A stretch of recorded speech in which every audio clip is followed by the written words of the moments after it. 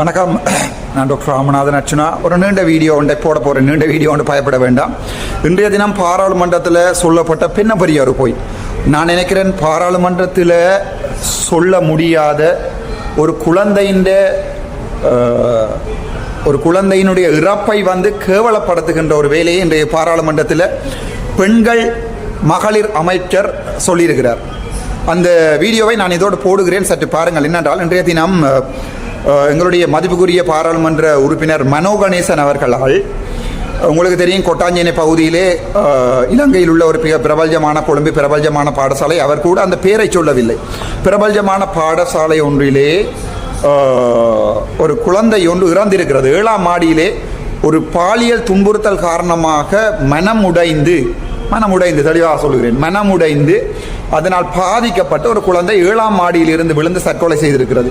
இன்றைய தினம் நான் என்னுடைய பாராளுமன்ற உறுப்பினர் மனோ கணேசன் இன்னும் நான் கதைப்பதை இங்கே பாராளுமன்றத்திலே நிறுத்தி வைத்திருக்கிறார்கள். உங்களுக்கு நன்றாகவே தெரியும், ராமநாதன் அர்ச்சுனா கதைக்கப்படுகின்ற விடயங்கள் பாராளுமன்றத்திலே நிறுத்தப்பட்டிருக்கிறது. இன்றைய தினம்தான் கடைசி நாள்.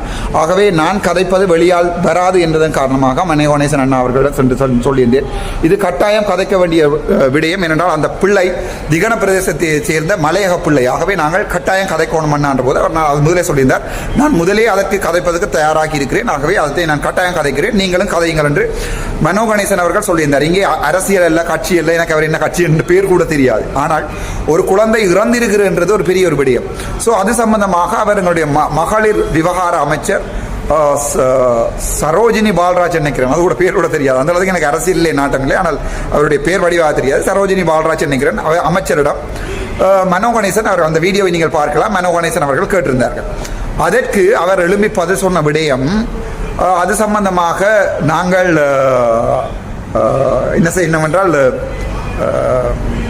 விசாரணை செய்து கொண்டிருக்கிறோம். அந்த பாதிக்கப்பட்ட குழந்தையினுடைய அம்மா அப்பா சட்ட நடவடிக்கைகளுக்கு தங்களுக்கு சப்போர்ட் பண்ணுகிறார்கள் இல்லை. அதே நேரம் அந்த குழந்தையினுடைய அவர்களுடைய தாய் தந்தையருடைய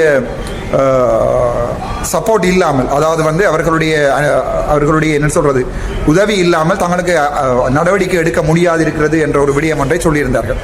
அப்போது மனோ கணேசன் அவர்கள் எழுப்பி தெளிவாக சொல்லியிருந்தார், இல்லை, அது அங்கே என்ன நடக்கிறது என்றால், ஒரு பிள்ளையை இழந்திருக்கிறது ஒரு சமூகம், ஒரு குடும்பம், ஆனால் ஒரு சமூகம் தான் இழந்திருக்கிறது. ஆகவே அவர்கள் அதை நீதி கேட்டு போராடும் போது ஒருபோதுமே என்ன செய்ய மாட்டார்கள் என்றால், நீதிமன்றங்களுக்கும் அங்கேயும் இங்கே மலைந்து தெரியாது. எங்களுடைய இலங்கையினுடைய நீதித்துறை மிகவும் சிறப்பான கட்டமைப்பாக இருக்கின்ற போதும் அது அரசியல் கொண்டு அதை அடக்குவதுதான் உண்மை. சம்பந்தப்பட்ட அந்த ஆசிரியர் என்பிபி கட்சியினுடைய மிகப்பெரிய ஆதரவாளர் என்றது மனோ கணேசன் அவர்களால் இன்றைக்கு சொல்லப்பட்டிருக்கிறது.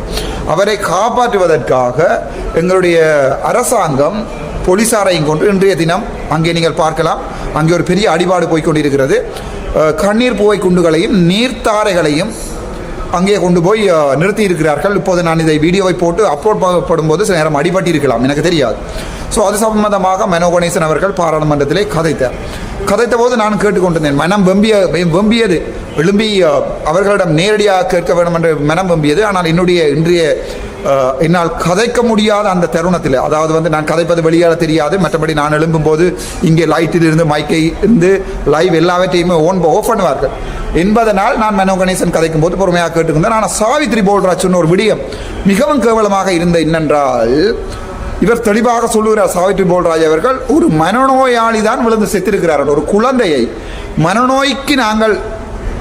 மனநோயாளியாக மாற்றிவிட்டு செத்தா பிறகு மனநோயாளி விழுந்து செத்திருக்கிறார். ஆகவே அவர் மனநோயால் தான் செத்தார் என்றால் மனநோயாக மாற்றியது யார் என்றதை தேடி பிடிக்கும், அதுதான் பிரச்சனை. ஆனால் அதற்குரிய அந்த கதைப்பதற்குரிய நான் ஒரு நிமிடம் கேட்டபோது கூட, பாயிண்ட் ஆஃப் ஆர்டர் கேட்டபோது கூட சரோஜினி பால்ராஜுடைய அரசாங்கம் அந்த பாயிண்ட் ஆஃப் ஆர்டர் பாராளுமன்றத்தில் தருகிறது இல்லை. அதன் பிறகு நான் கதைத்தேன். அதில் சில விடயங்கள் சிங்களங்களிலே கதைக்கப்பட்டிருக்கிறது. அந்த பாராளுமன்றத்தில் இருக்கிற சிங்கள உறுப்பினர்கள் விளங்குவோம் என்றதுக்காக நான் சிங்களத்திலே கதைத்திருக்கிறேன். அவருடைய தமிழாக்கம் இவற்றோடு இணைக்கிறேன். இதில் நாங்கள் இதை எவ்வாறு பார்க்கிறோம் என்றால், என்னை பொறுத்த வரைக்கும் இந்த அரசாங்கம் ஒரு கேவலமான, முதல் இருந்த அரசாங்கங்களை விட ஒரு கேவலமான விஷயங்களை செய்கிறதாம். ஒருவர் குற்றம் செய்திருந்தால் அவரை நீதி நடைமுறைகளுக்கு உட்படுத்தாமல் போலீசாரை கொண்டு போய் அங்கே கண்ணீர் புகை குண்டுகளையும் மக்களுடைய சாத்விகமான போராட்டங்களையும் ஒடுக்கிறது என்பது ஜேவிபி அரசாங்கத்தினுடைய பழைய வேலைகளை மறுபடியும் தொடங்கி இருக்கிறது. இதன் போது எனது வழக்குகள் இருக்கப்படலாம், பிரச்சனை வரலாம். ஆனால் அதுக்கு பயந்தவன் இல்லை நான். அதன் போது சாவித்திரி போடராஜுக்கு நான் ஒரு விடயத்தை தெளிவாக சொல்லுகிறேன். தன்னுடைய பிள்ளையாக இருந்தால், அந்த குழந்தை தன்னுடைய பிள்ளையாக இருந்தால் சாவித்திரி போல்ராஜால் பாராளுமன்றத்திலே மனநோயாளி என்று சொல்ல முடியுமா? நான் கூட என்னுடைய பிள்ளை என்றால் அந்த பிள்ளையை ஒரு மனநோய், இலங்கையிலே ஸ்ரீலங்கா மெடிக்கல் கவுன்சில் என்று ஒன்று இருக்கிறது நான் நினைக்கிறேன் இருக்கிறது. ஸ்ரீலங்கா மெடிக்கல் கவுன்சிலே ஒரு ஓர்டினன்ஸ் ஒன்று இருக்கிறது. அதாவது ஸ்ரீலங்கா மெடிக்கல் கவுன்சில் ஓர்டினன்ஸ், அந்த செக்ஷன் ஞாபகம் இல்லை.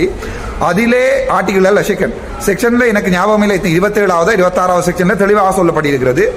ஒருவருடைய வைத்திய நிலைமையை வெளிப்படுத்துவது சட்டத்தின்படி தண்டிக்கப்படக்கூடிய குற்றம். ஸோ சரோஜினி பால்ராஜ் என்பவர் ஒரு பெண்ணாக இருந்து, அதான் கவலை, ஒரு பெண்ணாக இருந்து எந்த அடிப்படையில் அந்த பிள்ளை மனநோயாக்கியாக மாற்றியிருக்கிறார்கள், அவளை மிகவும் கேவலமாக நடத்தி இருக்கிறார்கள். அந்த பிள்ளை 7ஆம் மாடியிலிருந்து விழுந்து குதிக்கும் போது எப்படி இருந்திருக்கு? அந்த வலிகளை தெரியாத ஒரு பெண்மணி எவ்வாறு பெண்கள் குழந்தைகள் தொடர்பான ஒரு அமைச்சராக இருக்கலாம் என்ற மிகவும் கவலையா இருக்கு. ஒரு பொறுப்புடன் கூறியிருக்கணுமாம், அந்த பிள்ளை செத்திருக்கிறது, நாங்கள் அது சம்பந்தமான நடவடிக்கைகளை எடுப்போம், அவரை அரெஸ்ட் பண்ணுவோம், நீதிமன்ற நடவடிக்கைகள் நடந்து கொண்டிருக்கிற ஒரு விடயங்களை சொல்லியிருக்கோம். ஆனால் அதுவும் இல்லாமல் பாராளுமன்றத்தில் வந்து இவ்வாறாக, அதன் பிறகு மனோ கணேசன் மட்டும் சண்டை பிடித்தார், நானும் மட்டும் சண்டை பிடித்தேன். பாராளுமன்றத்திலே இவ்வாறாக ஒரு என்ன சொல்றது, ஒரு மனிதராக கூட செயற்படாமல் ஒரு இறந்த குழந்தை ஒன்று மனநோயாளி அதனால் செத்திருக்கிறது. மற்றபடி அங்கே ஒன்றும் நடக்கவில்லை என்று சொல்வது வந்து மிகவும் கவலைக்குரியமான விடயம். நான் நினைக்கிறேன் எங்களுடைய அரசாங்கம் இவ்வாறான வேலைகளை தொடர்ந்து செய்யக்கூடாது நினைக்கிறேன். நான் அந்த வீடியோவை இதோடு நினைக்கிறேன். நான் கதைத்தவள் உங்களுக்கு கேட்டிருக்காது, நான் எழும்பி சொன்னேன். எங்களுடைய பாராளுமன்றத்தின் 92 செக்ஷன் 2ல் என்னோட 1 நிமிடம் கதைக்க முடியும்.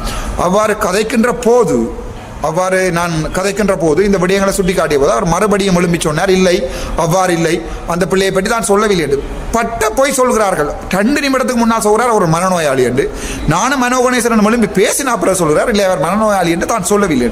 எவ்வாறான ஒரு பொய் சொல்கிறார்கள்? இது வந்து ஒரு கேவலமான ஒரு விஷயம். நான் நினைக்கிறேன் இது அரசியலையும் தாண்டி நினைக்கிறேன் இது இவர்களுடைய இந்த நடவடிக்கை கனநாளைக்கு போகாத நினைக்கிறேன். பார்ப்போம். நன்றி, வணக்கம். சபை தலைவர் அவர்களே, ஒரு அவசர பிரச்சனை தொடர்பாக உங்களை கவனித்துக் கொண்டு வருவதற்காக, உங்கள் மூலமாக இந்த பாராளுமன்றத்தின் அரசாங்கத்தை கவனித்துக் கொண்டு வருவதற்காக நான் எழுந்திருக்கிறேன். இந்த சந்தர்ப்பத்திலே தென் கொழும்பிலே ஒரு பிரபலமான மகளிர் பாடசாலைக்கு முன்னாலே கொழும்பில் வாழக்கூடிய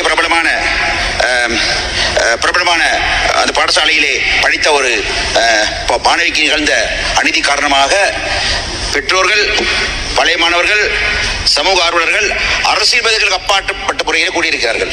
அவர் கலையக்காரர்கள் அல்ல. இங்கே போலீஸ் துறை சார்ந்த பிரதி அமைச்சர் இங்கே இருக்கிறார், சுனில் பட்டேல் இருக்கிறார். அவர் கொண்டு வர விரும்புகிறேன். அவர் கலையக்காரர்கள் அல்ல, பயங்கரவாதிகளும் அல்ல, அவர்கள் ஆயுத போராளிகளும் அல்ல. தங்கள் பிள்ளைகள் நிகழ்ந்த அந்த அநீதியை தட்டி கேட்பதற்காக பொறுக்க முடியாமல் வந்து நியாயத்தை கேட்டு நிற்கிறார்கள். ஆகவே அவர்களுக்கு எதிராக அங்கே உங்களது போலீஸ் கண்ணீர் புகை குண்டு லாரிகளையும் அதே போல் நீர்த்தாரை லாரிகளை நிறுத்தி வைப்பதாக அறிந்திருக்கிறேன். அதை பயன்படுத்த வேண்டாம் என்று திட்டவட்டம் கூறி வைக்க விரும்புகிறேன். அவர் கலையக்காரர்கள் அல்ல, பயங்கரவாதிகளும் அல்ல. சரியா புரிந்து கொள்ளுங்கள். நியாயத்தை கேட்பதற்கு பொதுமக்கள், அவ்வளவுதான்.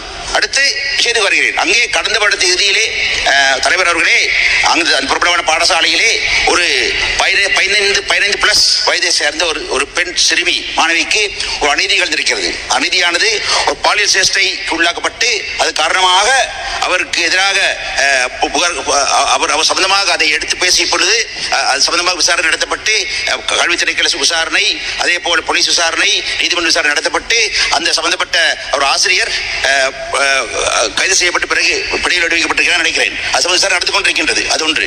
அதே வேளையிலே அதுக்கு பிறகு அந்த பிள்ளை பெற்றோர்கள் அதிருப்தி அடைந்து தன் பிள்ளையின் நலன் கருதி அவரை வடகொழும்பில் என்ற ஒரு பாடசாலையிலே சேர்த்து மாணவியாக படிக்க வைத்திருக்கிறார்கள். அதே நேரத்திலே அந்த பாடத்தை படிக்கும் அதே வேளையிலே அங்கே இருக்கக்கூடிய வடகொழும்பில் இருக்கக்கூடிய ஒரு தனியார் வகுப்பில் நடத்தக்கூடிய ஒரு வகுப்பில் ஒரு நிறுவனத்திலே கூட அவர் சென்று பாடம் படித்துக் கொண்டிருக்கும் பொழுது சில மாதங்களுக்கு பிறகு முதல் சம்பவம் நடந்த சில மாதங்களுக்கு பிறகு அந்த தனியார் பள்ளியில் இருக்கக்கூடிய அந்த நிறுவனர் ஆசிரியர் அந்த பிள்ளையை பலர் முன்னில் அவமானப்படுத்தியிருப்பதாக செய்தி வந்திருக்கிறது. அதாவது நீர் ஏற்கனவே பாடசாலை இப்படி சம்பவம் நடந்தது தானே என்று சொல்லி அந்த பிள்ளை அவமானப்படுத்தியிருக்கிறார். அதனால பாரிய மன உளைச்சலுக்கான அந்த பிள்ளை சம்பவம் சில நாட்களுக்கு பிறகு தான் பசுப்படத்தில் இருந்து 7ஆம் மாடியில் குதித்து தற்கொலை செய்து இருந்துவிட்டது. பெரிய செய்தி, அது பெரிய சுகமான செய்தி, அது மறந்துவிடக்கூடாது. ஆகவே தான் அந்த அந்த முதலிலே இந்த கொட்டாஞ்சேனை வடகிழக்கு பகுதி கொட்டாஞ்சேனை பகுதியிலிருந்து கிளம்பிய மக்கள் திரள், அப்பாவி மக்கள், பெற்றோர்கள், பழைய மாணவர்கள், சமூக ஆர்வலர்கள் சேர்ந்து ஊர்வலமாக வந்து அந்த கொட்டாஞ்சேனை அந்த தனியார் வகுப்பு நடத்தும் அந்த நிலையத்துக்கு முன்னாலே சென்று ஆர்ப்பாட்டம் செய்து, அமைதி ஆர்ப்பாட்டம் செய்து, பிறகு பிள்ளையின் வீட்டுக்கு சென்று அங்கிருந்து வண்டி பேருந்துகளில் வந்து இங்கே இந்த தென்கொல்லிப்பிள்ளை பாடசாலை சென்று ஆர்ப்பாட்டம் செய்து கொண்டிருக்கிறார். ஆர்ப்பாட்டம் கொண்டிருக்கிறது. அங்கே வந்த கல்வி இலாகத்துறை சார்ந்தவர்கள் இது மாகாண பாடசாலை அல்ல, தேசிய பாடசாலை, 10 மணிக்கு சொல்லியிருக்கிறார்களாம். வேடிக்கையாக இருக்கிறது. தேசிய பாடசாலை, மாகாண பாடசாலை பிரச்சனை மாகாண கிடையாது இப்ப நாட்டிலே. ஆகவே கல்வி இலாக்கா அதிகாரிகளும் சரி, போலீஸ் துறையிலும் சரி, அரசாங்கம் அமைச்சர்களும் சரி சம்பந்தமாக அக்கறை செலுத்தி உடனடியாக விசாரணை நடத்த வேண்டும். நியாயமான மக்களுக்கு ஏற்கனவே முதல் சம்பந்தமாக ஏற்பட்ட சம்பவத்திலே ஏற்பட்ட தீர்ப்பு நியாயம், அதிலே திருப்தி இல்லாத காரணத்தினாலே தான் அவர்கள் இப்பொழுது இங்கே வந்து இந்த ஆர்ப்பாட்டம் செய்து கொண்டிருக்கின்றனர். ஆகவே தயவு செய்து அரசாங்கம் உடனடியாக விசேட போலீஸ் மற்றும் கல்வி இலாக்கா சார்ந்த அதிகாரிகள் நியமித்து விசேட கமிட்டியை நியமித்து விசாரிக்க வேண்டும் கேட்க விரும்புகிறேன். ஆகவே நான் பாருங்கள், எனக்கு தென்கொழும்பிலே இருக்க பாடசாலை பெயர் தெரியும், பிள்ளையின் பெயர் தெரியும், தந்தையின் பெயர் தெரியும், தாயின் பெயர் தெரியும், வடகொழும்பில் பாடசாலை பெயர் தெரியும். எதையும் சொல்லவில்லை. நான் கண்ணியமான அரசு செய்கிறேன், நான் சொல்லவில்லை, அது சரியல்ல. ஆனால் ஒன்றையோடு சொல்ல வேண்டும், அந்த பிள்ளை வடகொழும்பிலே இருக்கின்ற பொழுது படித்த பொழுதே தனியார் பாடசாலையின் அதிபர், நிறுவனர், கட்சி சார்ந்தவர், உங்களை கட்சியின் வடகொழும்பு அமைப்பாளர் மறுத்துவிட வேண்டாம். ஆகவே தான் சந்தேகம் இருக்கிறது. மக்கள் சந்தேகம் ஒரு நியாயம் தான் இது. அதை சந்தேகம் இருக்கிறது. அதை மனதில் கொண்டு தயவு செய்து நீங்கள் அதை எடுத்துக் கொண்டு நியாயமான விசாரணை, அரசியல் அழுத்தம் இல்லாத விசாரணை நடைபெற்று பிள்ளைக்கு நியாயம் கிடைக்க வேண்டும். பிள்ளை உயிரை கொண்டிட முடியாது. அது பிள்ளைங்க தாய் பெற்றோர் சோகத்தை மறுக்க முடியாது, அது அழித்துவிட முடியாது. காலம் போய் சரியாக வேண்டும். ஆனால் இத்தகைய ஒரு கொடுமை இன்னொரு பிள்ளை நடந்துவிடக் கூடாது என்பதனால் தான் ஆயிரக்கணக்கிலே மக்கள் கூடி அங்கே ஊர்வலம் வந்து கொண்டிருக்கிறார், மழையில் நடந்து கொண்டிருக்கிறார்கள். ஆகவே அதை செய்து முடிக்க வேண்டும் கேட்கிறது. தயவு செய்து அரசாங்கத்தின் பொறுப்பு இங்கே இருக்கிறது. இங்கே பிரதியமைச்சர், குலேஸ்வரி பிரதியமைச்சர் இங்கே இருக்கிறார். இங்கே மகளிர் பெண்கள் சார்பாக அந்த அமைச்சர் இங்கே வந்திருக்கிறார். ஆகவே அரசாங்க பிரதி அமைச்சர் இங்கே இருக்கிறார்கள். கவனத்தில் கொண்டு வாருங்கள். நான் நாகரிகம் பேசுகிறேன், நான் யாரை குற்றச்சாட்டவில்லை. இது கடந்த 2 தினங்களுக்கு முன்னாலே தான் தேர்தல் நடைபெற்றது. வேண்டுமான தேர்தல் காலத்தில் இதை பெரிதாக எடுத்து நான் பேசி அரசியலாக தேடவில்லை. நான் கண்ணியமாக இருந்து கொண்டேன். அதே கண்ணியம், அதே நியாயம், நேர்மை அரசாங்கத்தில் இருக்கும் என்று நம்புகிறேன். நன்றி.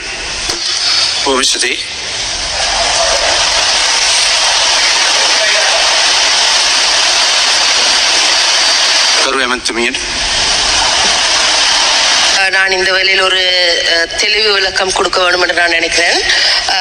இந்த சம்பவம் 29ஆம் தேதி அந்த மாணவியுடைய இறப்புக்கு அடுத்து நாங்கள்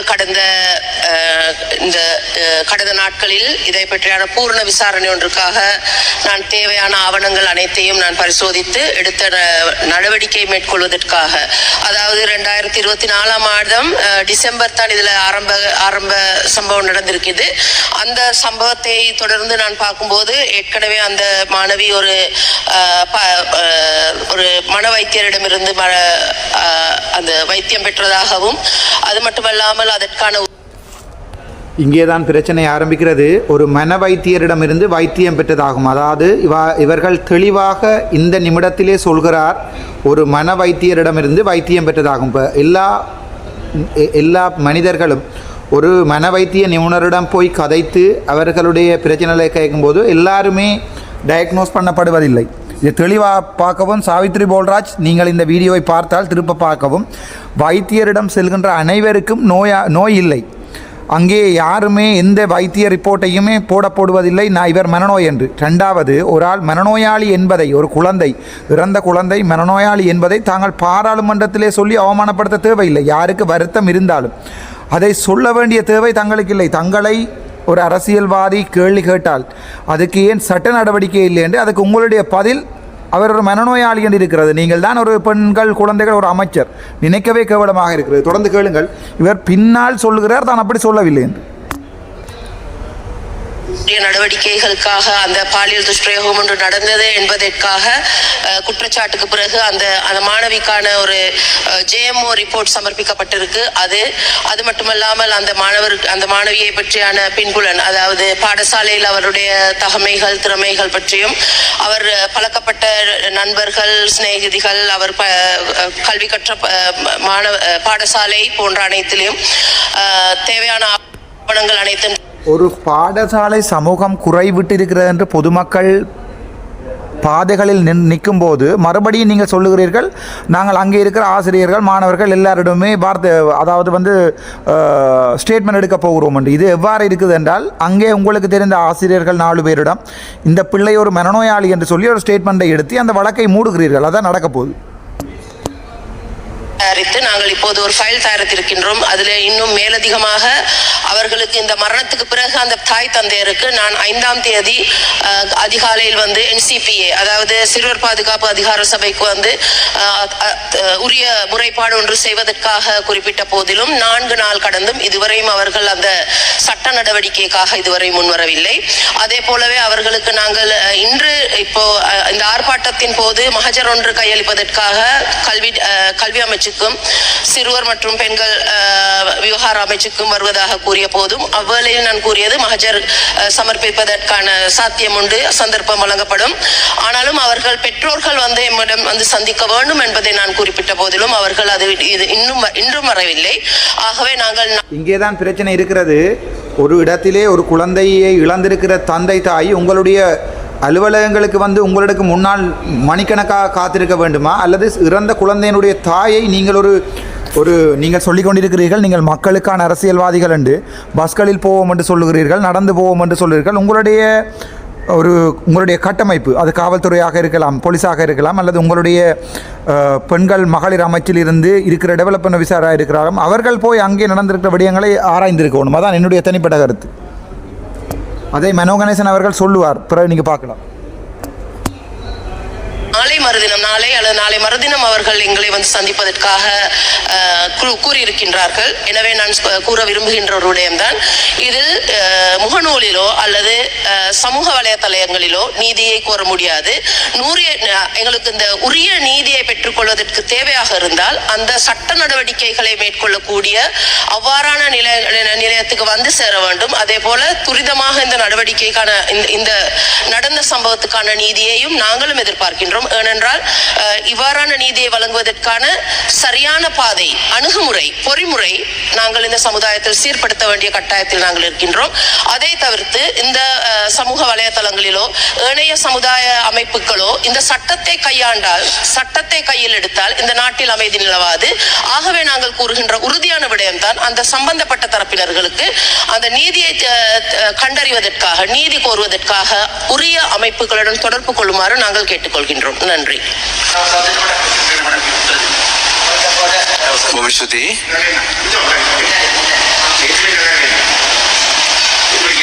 கருமாஞ்சித்துமா மகளிர் மற்றும் சிறுவர் துறை அமைச்சரின் பதிலை கேட்டேன். எனக்கு ஆச்சரியமாக இருந்தது. காரணம், 16 வயது குழந்தையை இழந்த பெற்றோர்கள் பாரி மன உளைச்சலில் இருக்கிறார்கள். அவர்கள் தன்னை தேடி வரவில்லை அல்லது புகார் செய்யவில்லை என்று சொல்லிக்கிட்டு இருக்க வேண்டாம். தயவுசெய்து உங்கள் அதிகாரியை வீட்டுக்கு அனுப்புங்கள், போலீசாரை அனுப்புங்கள், உங்கள் அமைச்சர் அதிகாரியை அனுப்புங்கள், பேசுங்கள். தங்களது பிள்ளையை இழந்தவர்கள் தான் துன்பம் தெரியும், துயரம் தெரியும், கஷ்டம் தெரியும். எனக்கும் பிள்ளை இருக்கிற தெரியும், எனக்கு உங்களுக்கு இருக்க வேண்டும் நினைக்கிறேன், தெரியும். ஆகவே அப்படி சொல்லாதீர்கள். ஆகவே கலையக்காரர்கள் அல்ல, கலையக்காரர்கள் அல்ல, பயங்கரவாதிகளும் அல்ல. அவர்கள் தன் பிள்ளை இழந்து அந்த குடும்பத்துக்கு சார்பாக நிறைய சமூகத்தை சார்ந்த நிறைய பேர் வந்திருக்கிறார்கள். அவர்கள் யாரும் சட்டத்தை கையில் எடுக்கவில்லை, அவர்கள் ஆர்ப்பாட்டம் செய்து சட்ட கையில் எடுப்பது என்பதல்ல. கதை அப்படி திசை திருப்ப வேண்டாம், தயவு செய்து நம்ம செய்ய வேண்டாம். அடுத்து அந்த பிள்ளையை எதேச்சதிகமாக பாராளுமன்றத்தில் இருந்து கொண்டு நீங்கள் மனநோயாளியாக முயற்சி செய்கிறீர்கள், கிடையாது, சொல்ல வேண்டாம். அது நானே நாகரிகமாக பிள்ளை பேரை சொல்லவில்லை, பாடத்தை பேரை சொல்லவில்லை, இதை சொல்லவில்லை, நான் வெளிப்படுத்த முடியும் எனக்கு. ஆனால் நீங்கள் பிள்ளையை மனநோயாளி என்று பாராளுமன்றத்தில் பேசுகிறீர்கள், அது அவமானப்பட வேண்டும். நீங்கள் அப்படி சொல்லாதீர்கள். அப்படி பாயிண்ட் ஆஃப் ஆர்டர் இல்லை, இதை தெளிவுபடுத்திக் கொள்ள தேவைக்கு மாத்திரம்தான். ஏனென்றால் நான் அந்த குழந்தையை பற்றி, அந்த பிள்ளையை பற்றி, அந்த மாணவியை பற்றியோ பாடசாலை பற்றியோ ஆசிரியரை பற்றியோ நான் எந்த ஒரு பெயரையும் குறிப்பிடவில்லை. இதில் நான் கூற விரும்புவது, நான் ஒன்றுமே குறிப்பிடவில்லை என்று சொல்லுகிறார். அப்போது நான் எழுப்பி பேசுகிறேன், நீங்கள் தட்டு முன்னர் தானே சொன்னீங்கள் அவர் ஒரு மனநோயாளி என்று. இந்த வீடியோ ஆதாரத்துடன் போடுகிறேன். இல்லை, நான் தான் பேசுகிறேன். அந்த புள்ளைய பத்தி நான் நான் சொல்ல வந்து அப்போது எனக்கு தான் சொல்லப்படுகிறது அவாவிடம் கதைக்கிறதுக்கு டைம் கொடுக்க சொல்லி நான் சொல்றேன். Point of order. மாணவியை பற்றி பற்றி கூறிய விடயம், அந்த மாணவியை பற்றி கூறிய விடயத்தில் நான் கூறுகின்ற விடயம் என்னவென்றால், அந்த மாணவியை பற்றி எங்களுடைய போலீஸ் விசாரணையின் போது சமர்ப்பிக்கப்பட்ட ஆவணங்களை தொடர்ந்து தான் நான் இந்த உறுதியை கூறுகின்றேனே தவிர, இந்த சம்பவத்தில் இன்று அந்த ஆர்ப்பாட்டத்தில் இருந்தவர்கள் கூட என்னை சந்திக்க வரும் முயன்ற போது நான் அந்த பெற்றோர்களை என்னிடையே சந்திக்க கூறினேன். ஆனால் அந்த சந்தர்ப்பத்தில் கூட அந்த நிலையில் அவர்கள் பெற்றோர்கள் எவருமே அந்த ஆர்ப்பாட்டத்தில் கலந்து கொள்ளவில்லை. அந்த மாணவர்களுடைய அந்த மாணவி படித்த பாடசாலை மாணவர்களுடைய பெற்றோர்கள் தான் அங்கு இருக்கின்றதாகத்தான் அவர் எங்களுக்கு கருத்து தெரிவித்திருந்தார்கள். அதை பற்றி எந்த ஒரு பிரச்சனையும் கிடையாது. இருந்தாலும் நாங்கள் கூற விரும்புகின்ற விடயம், சட்டம் என்பது சட்டத்தின் தொடர்பு கொண்ட நிறுவனங்களின் ஊடாக சட்டத்தின் நீதி நியாயம் பெற வேண்டுமே தவிர, அந்த சட்டத்துக்காக வேண்டி நாங்கள் மக்கள் அந்த சட்டத்தை அல்லது சட்டத்தையோ அந்த நீதிக்காக வேண்டி மக்களுக்கு நீதி கோர முடியும். ஆகவே இதை எந்த ஒரு காரணம் கொண்டும் இதை திசை திருப்ப வேண்டாம். அந்த சமர்ப்பிக்கப்பட்ட மாணவியை பற்றி உள்ள தகவல்களை மாத்திரம்தான் நாங்கள் கூறுகிறோம். தகவல்களை ஒரு பொறுப்பில்லாமல், உங்களுக்கு பிள்ளைகள் இருக்கும், ஒரு பொறுப்பில்லாமல் ஒரு மனநோயாளி என்று சொல்லுகிறது மிகவும் கேவலமாக இருக்கிறது. ගරු මූලාසනාරුවට මන්ත්‍රීතුමනි, මේ සම්බන්ධයෙන් මම අද දිනේ බම්බලපිටිය පොලිස් ස්ථානයෙන් විමසා සිටියා. ඒ විමසා සිටි අවස්ථාවේදී ගරු මූලාසනාරුවට මන්ත්‍රීතුමනි, දැනටමත් මේ සම්බන්ධයෙන් නීතිමය ක්‍රියාමාර්ග අරගෙන තිනවා. බී වාර්තාවක් මගින් ගරු අධිකරණයට දැනුම් දීලා තිනවා. ඔහු අත්අඩංගුවට අරන් තිනවා. இவர் சொன்னார் தான் பம்பலப்பட்டி போலீசாரிடம் கதைத்திருப்பதாகவும், அப்போது அவர் பம்பலப்பட்டி போலீசினுடைய தலைமை அதிகாரி இது சம்பந்தமாக பி ரிப்போர்ட் ஒன்றை போட்டியிருப்பதாகவும், நீதிமன்றத்திலே பி ரிப்போர்ட் ஒன்றை போட்டியிருப்பதாகவும் சொல்லுகிறார். பி ரிப்போர்ட் என்பது ஒரு பாரதூரமான குற்ற ரிப்போர்ட் ஒன்றை போட்டியிருப்பதாக சொல்லுகிறார். අධිකරණයේ වැඩක් තමයි අපදෙනවාද නැද්ද කියන කාරණය තීරණය කරන්න අපි දේශපාලන අධිකාරියට කිසිසේත්ම හැකියාවක් නැහැ. அதன்போது இவர் சொல்லுகிறார், ஒருவருக்கு பிணை நிபந்தனைக்கு பிணை கொடுப்பதா இல்லையா என்பதை தீர்மானிப்பதற்கு எந்த ஒரு அரசியல்வாதிக்கும் உரிமை இல்லை என்று சொல்லுகிறார். කරු මූලාසනාරුවට මන්ත්‍රීතුමනි, අදාළ බම්බලපිටිය පොලිසිය මට වාර්තා කළා මේ සම්බන්ධයෙන් ඇත්තටම උද්ඝෝෂණයක් සිද්ධ වෙලා තියෙනවා. ඔබතුමා කියන එක ඇත්ත. ඔය සිත්තවලක් ඇතිලා තියෙනවා. දැරිය සම්බන්ධයෙන්ත් අපි කනගාටු වෙනවා. ගරු අපි හැමෝම කනගාටු වෙනවා. ගරු මූලාසනාරුවට මන්ත්‍රීතුමනි, அப்போது அவர் சொல்லுகிறார், இப்படியான ஒரு விடயம் ஒன்று நடந்திருக்கிறது, மக்கள் ஆர்ப்பாட்டம் செய்கிறார்கள், நான் ஒமைத்துக் கொள்கிறேன், அது சம்பந்தமாக நான் உண்மையாகவே கவலைப்படுகிறேன் என்று சொல்கிறார். அப்போது இங்கால் பக்கம் இருந்தும் சொல்லுகிறார்கள், நாங்கள் தான் மிகவும் மோசமாக கவலைப்படுகிறோம். අඩුවක් නැතුව මේ වෙනකොට අදාළ නීතිමය ක්‍රියාමාර්ග ගනිමින් තිබෙනවා. වැඩිදුර වාර්තාවකුත් මේ පොලිසිය මගින් ගරු අධිකරණයට දැනුම් දෙන බව කිව්වා. මීට අදාළ උද්ඝෝෂණත් සම්බන්ධ වෙච්ච නිසා. ඒක නිසා මේ පිළිබඳ යුක්තියේ අඩුවක් සිද්ධ වෙලා නැහැ. මේක විමර්ශනය වෙනවා. කනගාටුව ප්‍රකාශ කරනවා මේ දැරියගේ තත්ත්වයට අදාළව. කිසිදු අඩුවක් මේ වෙනකොට සිද්ධ වෙලා නැහැ.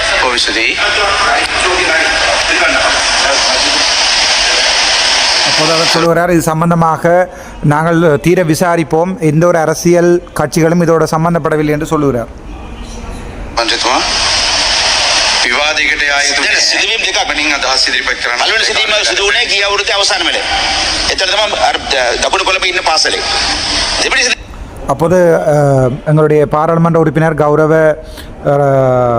உறுப்பினர் அவர்கள் சொல்லுகிறார், இது நடந்த விடயம் 2. ஒன்று, போன வருடம் கடைசி மாதங்களிலே தென்பகுதியில் உள்ள கொழும்பினுடைய தென்பகுதியில் உள்ள ஒரு பாடசாலையில் நடந்த விடயம் என்று சொல்கிறார். තමයි ඒ පාසලේදී අස් කරලා මාසක පසුව එයා සමගාමීව කවුන්සලින් ගියා. ඒ ස්ට්‍රෙස් එක නිසා පසුව තමයි එයා මිය ගියේ. அதன் பிறகு அந்த பாடசாலையிலிருந்து விலக்கப்பட்டு அவர் ஒரு ஸ்ட்ரெஸ் காரணமாக கவுன்சிலிங் ஒன்றுக்கு போயிருக்கிறார் என்று சொல்லுகிறார். குழந்தை பிள்ளைகளுக்கு இவ்வாறான பாலியல் துன்புறுத்தல்கள் வரும்போது ஸ்ட்ரெஸ் ஒன்று போவது சாதாரணம். අත්වෙනි තත්ත්වෙ ඉඳන් පැනලා මේ ගියා. හරිද? ඒකට දෙයිතේ තුනේ ටියුෂන් පන්තියේ හිටපු අර ගුරුවරයා අයිතිකරු අඩි තමයි ඉදිරිපිට එයාට පැනලා තියෙනවා. අවමාන වෙලා පත් වෙලා තියෙනවා. ඉන්සල්ට් වෙලා තියෙනවා. ඒකයි ස්ට්‍රෙස් උනේ. පළවෙනි සිදුවීම වෙනයි. ඒක තමයි පොලිසිය වාර්තා බී වාර්තා කුමාරි. මේ அதன் பிறகு அவர் சொல்லுகிறார், அதன் பின்னர் அந்த ஆசிரியர் அவர் ஒரு என்பிபியினுடைய பிரதம வேட்பாளர், அந்த ஆசிரியர் அதன் பின்னர் அந்த பிள்ளையை தன்னுடைய தனியார் வகுப்பில் வச்சு அவமானப்படுத்தி இருக்கிறார். அதான் 2வது சம்பவம். මේ සම්බන්ධව වෙලා බලන්න. සත්භාවයෙන් කියන්නේ මේක. දේශපාලන නෙවෙයි. දේශපාලන කතා කරනවා ඊම පෙරද කතා කරනවා. කතා කරන්නේ නැහැ නේ මේ. බඩ අවස්ථා තිබුණේ දේශපාලන කතා කරන්න. මැතිවරණ උනදන මම வாய் அப்போது அவர் சொல்லுகிறார், நேற்று முன்தினம் நடந்த தேர்தலுக்கு வேண்டுமென்றால் நாங்கள் அரசியலாக இதை கதைத்திருக்கலாம். நான் ஒரு வசனம் கூட இந்த பிள்ளை சம்பந்தமாக கதைக்கவில்லை. அதே நேரம் மனோ கணேசன் கூட எந்த மேடைகளிலுமே இது சம்பந்தமாக கதைக்கவில்லை. இது ஒரு எந்த ஒரு அரசியலும் இல்லை என்று பேசுகிறார். இதில் සත්භාවයෙන් කියන්නේ දෙවිද සදීප කරේ ඔබලාගේ ජාති ජනතාවගේ පස්සේ උතුරුන් සංග්‍රහ කරනවා නේද? ඒක කරගන්න. ඔපක්ෂත් දොස් කරනවා නෙවෙයි. ඒක වැරදි. ඔයලා බලන්න පොඩක් මේක. එජමතුමා දෙවෙනි සිද්ධියට අදාළවත් ගරු මූලාසනාරුවට මන්ත්‍රීතුමනි බම්බලවිටිය පොලිස් ස්ථානාධිපතිවරයා මහට වාර්තා කරා දෙවෙනි සිද්ධියට අදාළවත් නීති කෘත්‍ය දැන් ආරම්භ වෙලා තියෙන්නේ කියලා. එච්චරයි. அப்போது இவர் எழும்பி சொல்கிறார், இவர் தான் எங்களுடைய பாதுகாப்பு பிரதி அமைச்சர், 2வது சம்பந்தம் தொடர்பாகவும் விசாரணைகள் தொடங்கி இருக்கிறது, அவ்வளவுதான் என்று ஒரு ஒரு ஒரு ஒரு ஏளனமான தொழில் சொல்லுகிறார். என்னிடம் கேட்க நான் எழும்பி நிற்கிறேன். அப்போ இருக்கிறார், உங்களுடைய பாயிண்ட் ஆஃப் ஆர்டர் என்னன்னு கேட்கிறார்கள். அப்போது நான் சொல்லுகிறேன், இது சம்பந்தமானது தான் என்று. அதன் பிறகு என்னுடைய நான் கதைப்பதை நிறுத்தியிருப்பார்கள். ஆனால் நான் அதை சொல்லியிருக்கிறேன், உங்களுக்கு பார்க்கலாம்.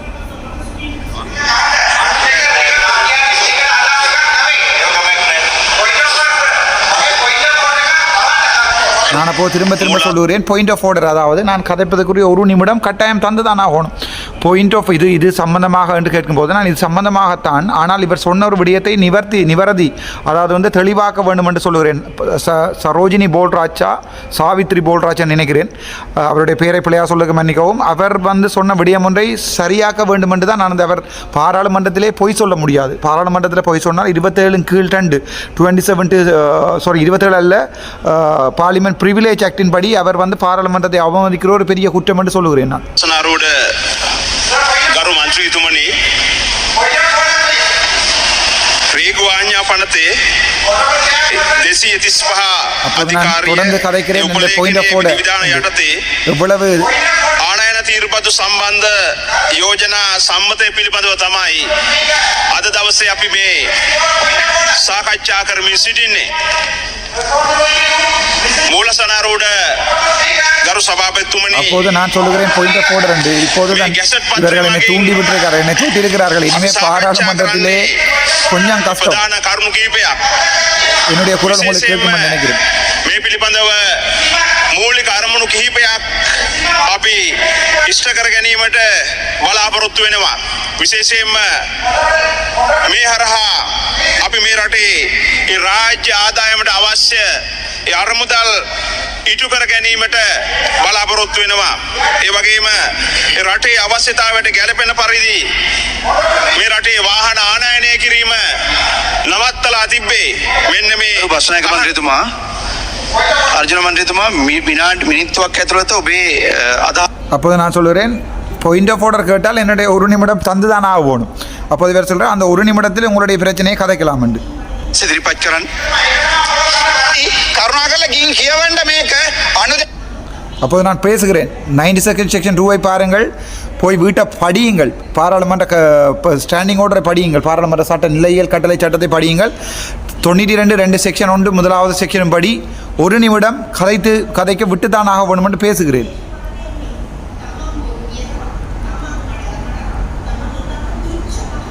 அப்போது 1 நிமிடம் கூட தரப்படவில்லை எனக்கு.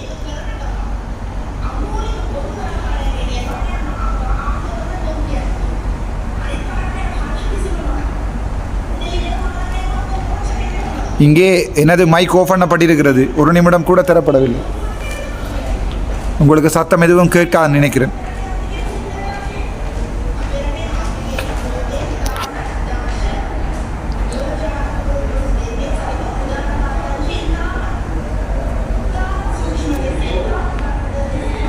என்னுடைய மட்டுமல்ல, சாவித்ரி போல்டாவினுடைய மைக்கும் ஆஃப் பண்ணப்பட்டிருக்கிறது.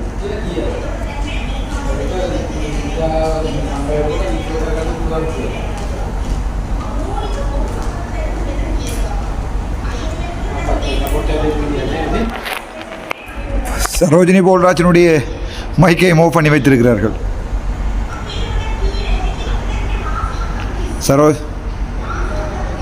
ஏனென்றால் நான் அங்கே கதைத்து கொண்டிருக்கிறேன். என்னை நோக்கி கேமராவை திருப்பாமல் சரோஜினி போல்ராஜினுடைய மைக்கை மூவ் பண்ணி வைத்திருக்கிறார்கள். நாங்கள் அங்கே அடிபடுகிறோம். என்னுடைய குரலும் கேட்பதால் சரோஜினி போல்ராஜ் கதைப்பது வெளியே கேட்காது.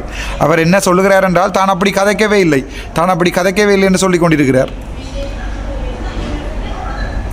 அப்போது நானும் மனோகணேசன் அவர்களும் எழும்பி சண்டை பிடித்துக் கொண்டிருக்கிறோம்.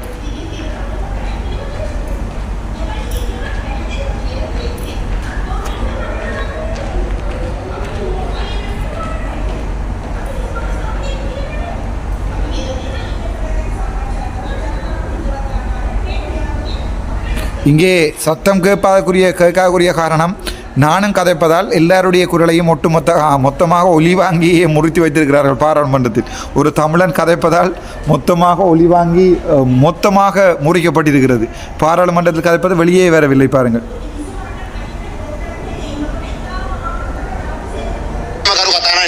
මුලතර මන්ත්‍රීතුමා ඒකේ චෝදනාවක් එල්ල වෙලා තියෙනවා ඔබතුමාලගේ දේශපාලන පක්ෂයට.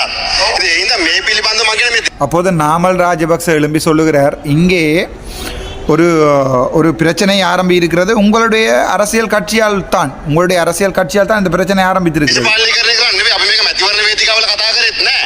හැබැයි මේක පළවෙනි වතාව அப்போது நாங்கள் නෙවෙයි. இவற்றை அவர் சொல்கிறார், நாங்கள் இவற்றை ஒன்றும் அரசியல் மேடைகளில் கதைக்கவில்லை. ஆனால் உங்களுடைய பாராளுமன்ற அந்த படத்தை நான் இதிலே போடுகிறேன். உங்களுடைய இந்த உள்ளூராட்சி சபை தேர்தலிலே ஒரு பிரதானமான கேண்டிடேட் தான் இந்த கொலையை செய்திருக்கிறார் என்று சொல்லுவார். මේ පිළිබඳව ආණ්ඩුව මැදිහත් වෙන්න ඕනේ. මොකද එක පැත්තකින් නවකවාදයේ සම්බන්ධයෙන් ගැටලුවක් තියෙනවා. දැන් මේ ධර්ම අවස්ථාවෙන් ආණ්ඩුව මැදිහත් වෙන්න දිලිය මට මොකද මේක ඇත්තටම ගත්තොත් මේක පරණ සිදුවීමක් 2024 දෙසැම්බර් මාසයේ ඉඳන් ඇදීමින් ආපු සිදුවීමක්. அப்போது இவர் சொல்லுகிறார், இது 2024 ஆண்டு டிசம்பர் மாதத்திலே நடந்த பிரச்சனை, பழைய பிரச்சனையை கிளறுகிறார் என்று. பிழை சரியாக போய் சொல்லுகிறார். ඒක ආර ඒක මන්ත්‍රීතුමන්ලා මාධ්‍යයකට ආයතුනේ මතුමිට පිළිතුරක් දීමට අවස්ථාව දෙන්න. 2024 නෑ ඒක නෑ මගේ අවස්ථාව ලබා දෙන්න මට පැහැදිලි කිරීමට ඊට පස්සේ කතා කරන්න ඔබතුමියා. නෑ මම මේ அப்போது இவர் சொல்ல தன்னை கிளியராக சொல்ல விடுங்கள். இப்போது இவர் சமாளிக்கிறார், தான் அப்படி மனநோயாளி என்று சொல்லவே இல்லை என்று. நானும் மனைவனும் பயங்கர மோசமாக பேசுகிறோம் அவாக்கு. හරි නෑ මට නෑ පැහැදිලිව මට කියන්න ඕනේ මට මේකෙදි කියන්න ඕනේ අපි කවුරුවත් නෙවෙයි ඒ වාර්තාව දෙන්නේ අපි නෙමෙයි. මොකද මේක ඒ ආය අදාළ වාර්තාව සම්බන්ධව ඒ සිදුවීම සම්බන්ධව අපේ කනගාටුව ප්‍රකාශ කරනවා. அப்போது இவர் சொல்கிறார், அந்த ரிப்போர்ட் ஒரு மனநோயாளி என்ற ரிப்போர்ட்டை தருவது தாங்கள் இல்லை, அவர் ஒரு மனநோயாளி தான், அது சம்பந்தமாக நாங்கள் கவலைப்படுகிறோம், ஆனால் மனநோயாளி என்பதால் தான் நீங்கள் சொன்னார் என்று சொல்லுகிறார். அப்போது நான் பேசுகிறேன். ඒකේ විමර්ශන කටයුතු යනවා. හෙට උදේට දෙමව්පියන් අපිව හමු වෙනවා. හරි බොහොම ස්තුතියි. ඒ අදාළ ගරු විජේසිරි බස්නායක මන්ත්‍රීතුමා ඔබතුමාට අවස්ථාව.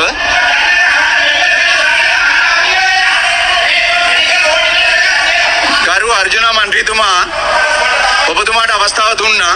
ගරු විජේසිරි බස්නායක මන්ත්‍රීතුමා ඔබතුමාගේ වෙලාව. මේක කාලයක් වෙන ඔබතුමාට. අද මේ ආනයන බදු පිළිබඳව මේ සාකච්ඡාවේදී මේ ගැසට් அப்போது நானும் இவர் எங்களுடைய மனோகணேசன் அவர்களும் படுமோசமாக பேசுகிறோம். මගේ මූලික අරමුණු කීපයක් පත් කිරීම පිළිබඳව විස්කින් ඊට තමයි මේ ව්‍යාපාරය පිළිබඳව ලබා දුන්නු. අපි දන්නවා සුදුසු රටක ඉස්සා ඔබ දන්නවා ගරු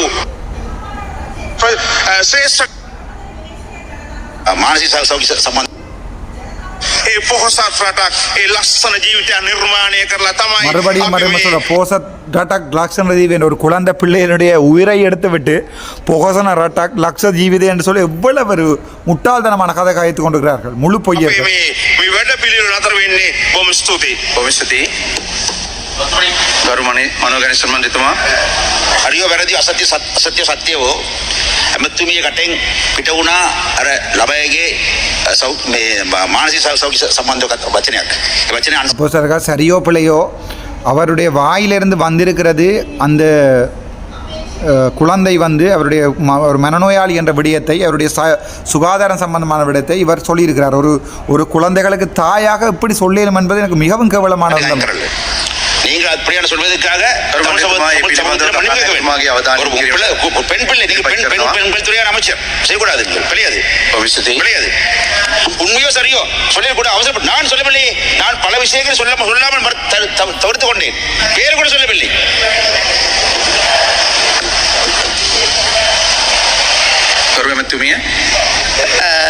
நான் அதில் கூற விரும்புவது நான் அதை பற்றி என்னுடைய ஆழ்ந்த அனுதாபங்களையும் நான் தெரிவித்துக் கொள்வதோடு நான் இந்த நடந்திருக்க சம்பவத்தை வன்மையாக கண்டிக்கின்றோம்.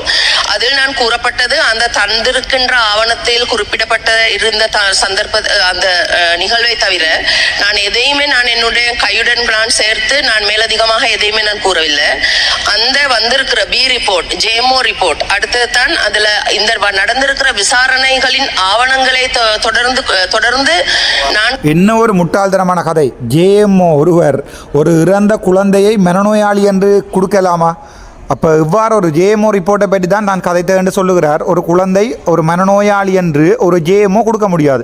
இறந்த ஒருவரிடம், இறந்த பிணத்திடம் போய் எங்களால் கேட்க முடியுமா உனக்கு மனநோய் இருந்திருக்கிறதா இல்லையா என்று? ஆகவே அந்த ரிப்போர்ட்டுகளில் ஏதாவது சொல்லப்பட்டிருந்தால் கூட அதை பாராளுமன்றத்திலே பகிரங்கப்படுத்துவது ஒரு தனிப்பட்ட ஒருவர் குழந்தையினுடைய ஒரு தாயாக ஒரு குழந்தைகளின் தன்னுடைய பிள்ளை என்று ஜோதித்திருக்கணும். எப்படிப்பட்ட ஒரு அயோக்கியர்கள் இந்த பெண்மணிகள்.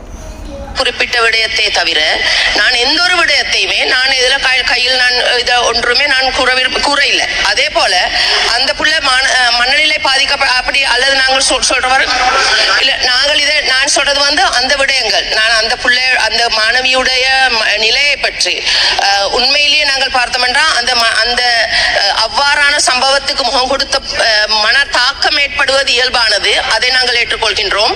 அதை நிரூபிக்க வேண்டியதோ அதை உறுதிப்படுத்த வேண்டியதோ நாங்கள் அல்ல. அது வைத்திய ஆலோசனையின்படி சட்டத்தின் மூலமாக அது நிரூபிக்கப்படும். அது வைத்தியர்களால் நிரூபிக்கப்படுவதே தவிர நாங்கள் தீர்மானிக்கப்படுவதாக இல்லை. ஆகவே அவ்வாறான தாக்கம் எதுவும் நடந்திருந்தால் எதிர்வருகின்ற விசாரணைகளின் போது வெளிவரும் என்பதை தவிர நான் வேறொன்றும் கூற விரும்பவில்லை. ஏதாவது இந்த நான் குறிப்பிட்ட விடயங்கள் தொடர்பாக ஏதாவது பிழையான சொற்கள் இருந்தால் அது ஹன்சாடில் இருந்து விலக்கிக் கொள்றதுக்கு நான் எப்பவுமே தயாராக இருக்கின்றேன். ஆகவே இது ஒரு அரசியல் ரீதியாக இதை பயன்படுத்திக் கொள்ள வேண்டாம் என்றது நாங்கள் அனைவருமே நாங்கள் பெற்றோர்கள். ஆகவே எங்களுடைய செய்கின்ற எல்லா வேலைகளையும் செய்து முழு கொலைகளையும் மூடி மறைத்து விட்டு அரசியல் ரீதியாக பயன்படுத்த வேண்டும் என்றால் பாராளுமன்றத்தில் கதைக்கின்றவர் அரசியல்வாதி இல்லாமல் பாராளுமன்றத்தில் அதிபர் ஒருவராக கதைக்க முடியும், அல்லது கல்லுப்பிடிப்பவராக கதைக்க முடியும். அரசியல்வாதியால் தான் பாராளுமன்றத்திலே பொதுமக்களுக்கு நடக்கின்ற அநியாயங்களை கதைக்க முடியும். சாவித்ரி போல்ராஜ் அவர்களே, முக்கிய குறிக்கோள் இந்த விசாரணைக்கான நீதி கிடைக்க வேண்டும். நாங்கள் அந்த நீதியை பெற்றுத் தருவதற்காக நாங்கள் துரிதமாக நடவடிக்கைகளை மேற்கொள்கின்றோம். நாளை காலை 10 மணிக்கு அந்த பெற்றோர்கள் எங்களை சந்திப்பதற்கான நேரத்தை ஒதுக்கீடு செய்திருக்கின்றோம். ஆகவே அந்த வந்திருக்கின்ற விசாரணைகளின் அடுத்து நாங்கள் அடுத்த வாரம் உங்களுக்கு அதை பற்றியான தகவல்களை தரலாம். நன்றி. ඔවිසති කතානායකතුමාගේ අවධානය පිණිස යොමු කරනවා අදාළ අවශ්‍ය ක්‍රියාමාර්ග සඳහා. அதன்போது சாவித்ரி போல்ராஜ் அவர்களுடைய கதைகளிலே மனநோயாளி என்று சொல்லப்பட்ட விடயத்தை அகற்றுவதற்காக கதிரையில் இருக்கும் சபாநாயகரை பிரதி செய்யும் இந்த பாராளுமன்ற உறுப்பினர் அனுமதிகளை கேட்டிருக்கிறார். කරු නාමල් රාජපක්ෂ මන්ත්‍රීතුමා මිනිත්තු 12ක් කාලයක් ලැබෙන ඔබතුමාට. ගරු අරවින්ද நாமல் ராஜபக்ச அவர்கள் இந்த குழந்தை தொடர்பாக இன்னும் 1-2 விடயங்களை கதைத்திருப்பார்கள். அதையும் நான் ஒரு தெளிவான வீடியோவாக போடுகிறேன்.